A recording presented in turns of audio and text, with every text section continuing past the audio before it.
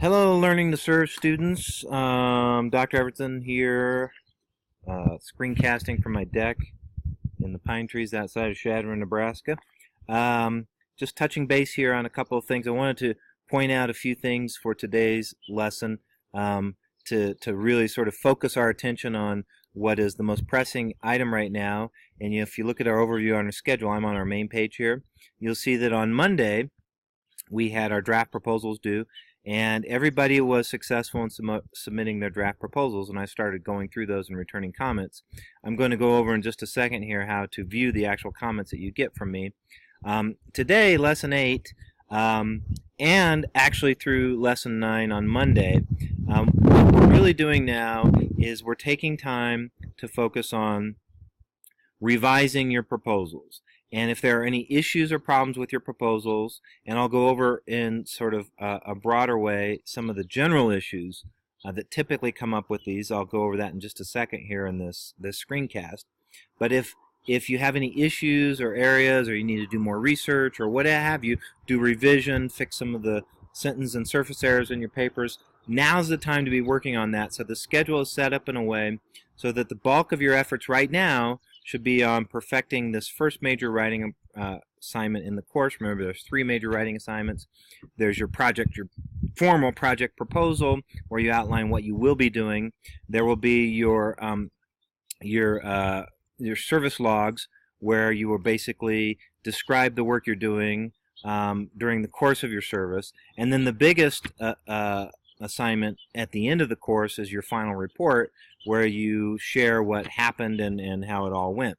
So those are what we're doing right now, and so it's 200 points for this first major writing project, and so I'm giving you plenty of time to work on revisions and respond to some of the feedback that you'll be getting from me when you read your Turn-It-In reports, which I'll go over in just a second. And as I pointed out in the lesson notes today, on Monday, you'll continue working from our book, Learning Through Serving, completing reading quizzes. And this book is really a resource or a workbook for you in preparing for the service. Hopefully it has had some really good practical elements for you in preparing and getting ready to go do your actual on-site service work. And then it has a lot of exercises and elements from the quizzes that we've been doing that are related to when you do your reflection and what will go into your final written report. But we're reading this material now so that you'll have that sort of mindset, and you'll be taking notes, and you'll have that sort of approach. It won't do any good to read it at the end of the course when you weren't taking notes and you didn't have the right sort of attitude or shape in thinking about what you were doing in your service learning. So this workbook, that's really the way to think of it. It's a resource manual. It's a workbook. I've had you go through this in these reading quizzes. I know the reading quizzes are kind of tedious or whatnot, but basically I'm just trying to make sure that you're reading the book. If we're meeting on campus face-to-face in a classroom, we do these exercises in class as a group, and we do a lot of interaction. You're doing this on your own to show that you're reading the materials, that you have them in your toolbox, so when you go to do your service, you'll be prepared. That's basically what's going on here. It's fairly low stakes. The quizzes as they come in, remember I set a deadline for everybody to submit their quizzes to make up the quizzes on last Tuesday, and so today and tomorrow, Thursday and Friday, and through the weekend, I have a block of time where I will be trying to update all the grades for the course, including these quizzes, where I gave everybody a little bit of an extra opportunity to respond to some of those. So the main thing here is to be working on your revisions of your proposals, and then to think about, like on Monday, we'll continue working through the workbook, but mostly it's set aside for you to continue to revise. On Monday, I will also have a field study form for you to fill out, so when you can go do your service.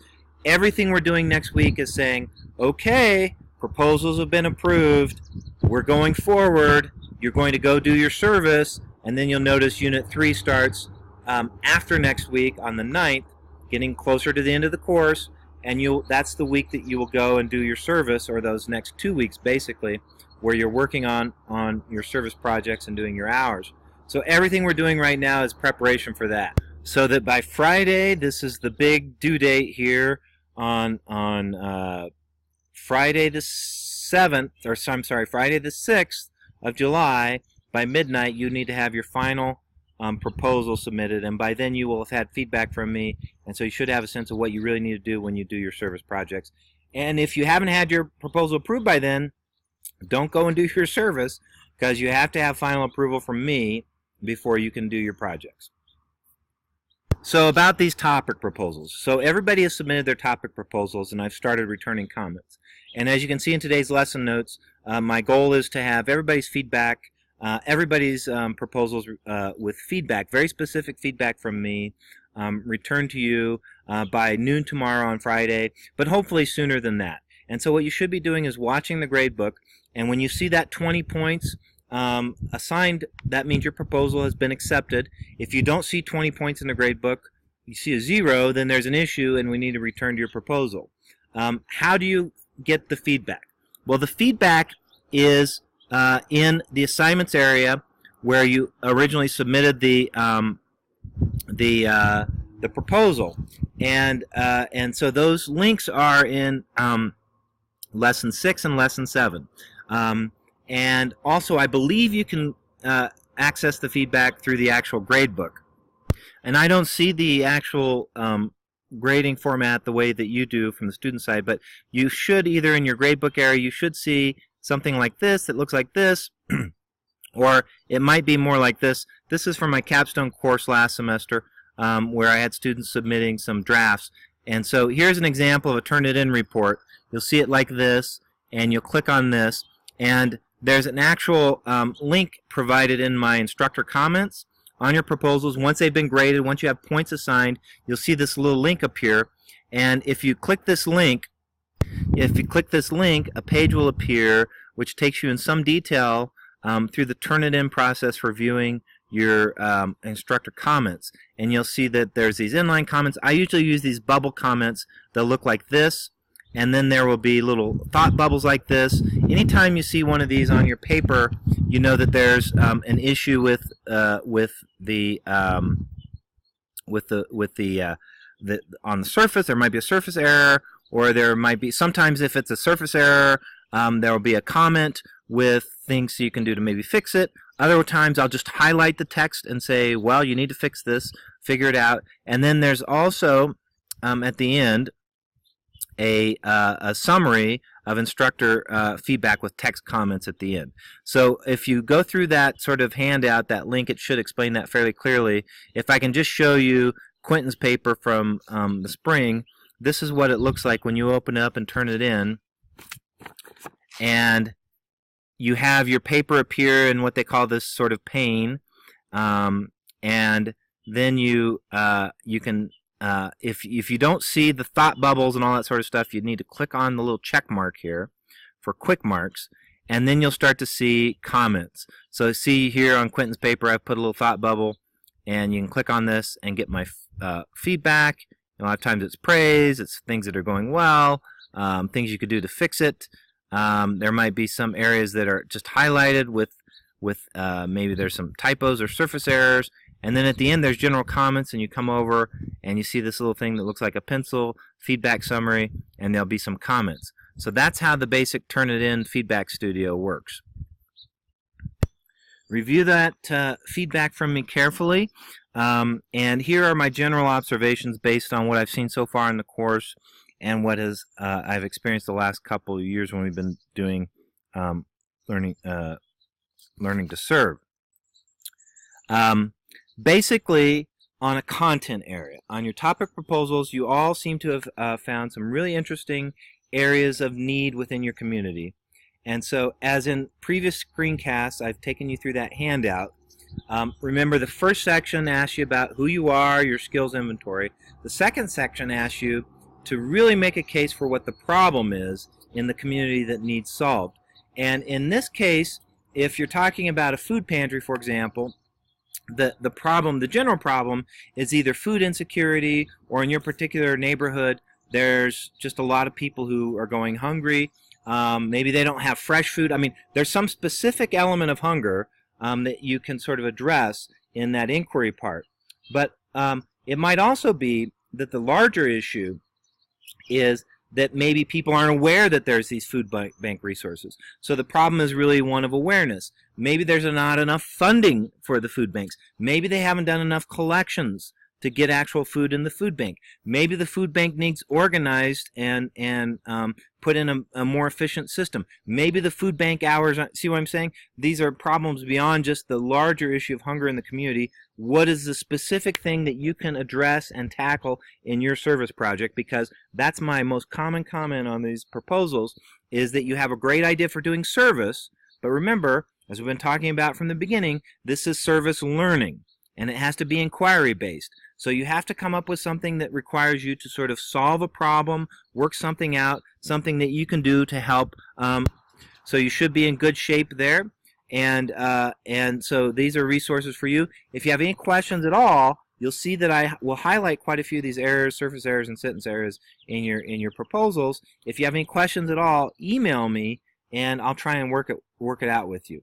I'm also hoping to hold virtual office hours on Monday, when we have our next lesson posted, for an hour from noon to 1, and that would be another place for many of you to meet with me. Right now, typically what we see, we have some comma errors, we have maybe unclear or incomplete sentences, and a lot of problems with APA formatting. So if you can focus on those sort of things and the links I've provided in the page to get today, that will help you out a great deal. Finally, I just really want to stress that we've been doing a lot of work. Those of you who have stuck with the course, I appreciate it. I will be updating grades as much as possible over the next few days. And I want to say, though, even though we don't have all the grades in the grade book, that those of you who have been participating in the Friday forums with this book, you've been doing a great job. I really like the questions you've been asking each other and the answers you've been providing to each other. So don't give up on this. This is a book that is kind of a, it's a journalistic book. It's sort of got some really inspirational stories. And I hope that there's some good stuff from this that you can take as you go forward in your service projects. Our last chunk of this, I know these are large chunks of reading, but I think most people have been able to keep up with it so far. That's a challenge of doing a summer course. But in your Friday forums, you've been doing a nice job with your discussion on this book, and those of you who've been participating. And so we're going to finish this up on this Friday with the Friday forum, and then you have a week to respond to each other's questions. Next week, next Friday, at the end of next Friday, we'll be starting our novel, Behold the Dreamers. And you will find this, I think, much easier to read because it's a novel, and hopefully it will provide some sort of, it'll put faces and people and names into the subject area of one of the current issues that's going on in our time, and that has to do with immigration and dealing with society, dealing with different people in society, and how our society is either helping to serve or not serving very well this particular population. And it's a very complex issue. There's not right or wrong answers necessarily. It's a ripe subject for inquiry discussion. And so I chose this book because I thought it might be timely and interesting, and I thought it might be, dare I say, fun to read it and explore it and talk about it as a class as we're doing our service projects. Just do your best. It's not meant to be a really onerous read. It's supposed to be fairly easy to get through and just respond to. So that's the goal for the next Friday forum.